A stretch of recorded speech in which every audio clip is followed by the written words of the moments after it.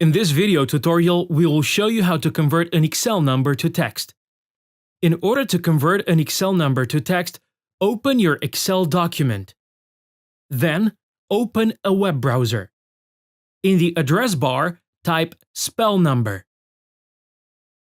From the search results, choose the link How to convert a numeric value into English words in Excel. In the following window, select the code of the function called spell number and copy it.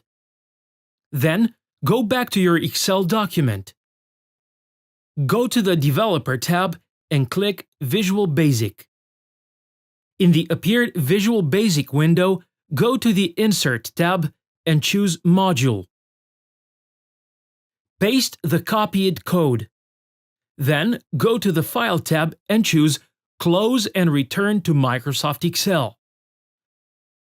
Now, type the equal spell number formula and see how number converts to text. To apply the same formula to other cells, left-click on a cell with formula, hold it and drag it down.